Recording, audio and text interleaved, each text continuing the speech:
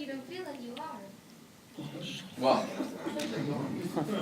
I don't want anyone to be like me, man. I feel sorry for him. Shit. I just fell off the chair on stage. That was just the first time, man. Yeah, not the last, though. You've spoken so well, and in one sense, what more can I add? You use the term cope, and it's the only thing I can accentuate through my experience is,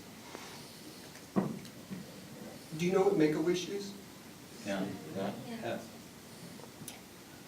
I've done somewhere between a half dozen and a dozen of them. And again, that word cope, it strikes you so much, you get it, and they're very good at what they do. They're very direct. Look, odds are he's going to die. That's why he's getting the wish.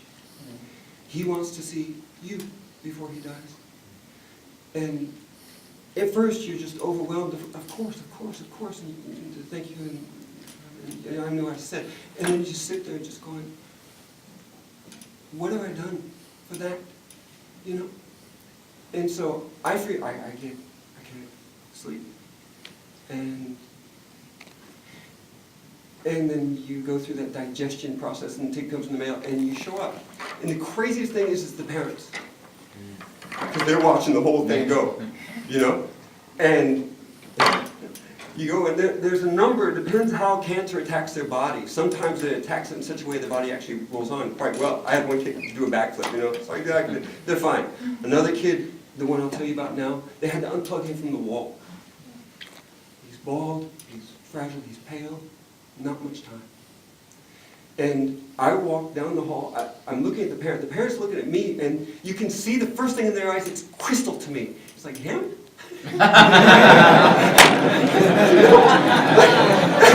I'm the same, I'm like, it's your kid, you know? I didn't do it. And so it's a crazy thing. And so, but then you go in, and I'm feeling like a fraud, and right? I roll around like that's all I at the street light. Like if anything, that's pathetic at my age, right?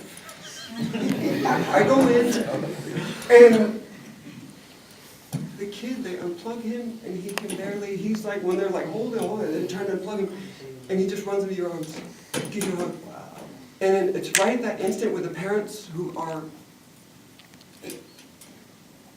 questioning. Suddenly, it all just evaporates, you know. And the best thing, because I'm trying to prepare, like, what do you do? What do you?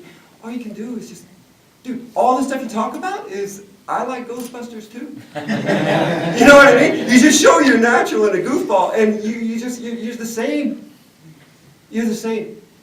And I think that's the one little bit in the beauty of the nature of our fame, where we can be amongst 1,000 kids and they're just, wow, you're all that, and then you drive 5 minutes away and nobody gives a rat's who you are, that you can peel it off. It keeps you a little grounded. And the power of that, it makes me very, very skeptical when you see people handling themselves like they're all of that, just because they're good at one thing. Usually it's the expense of being a better human being. You would think, right? Just looking at the paper.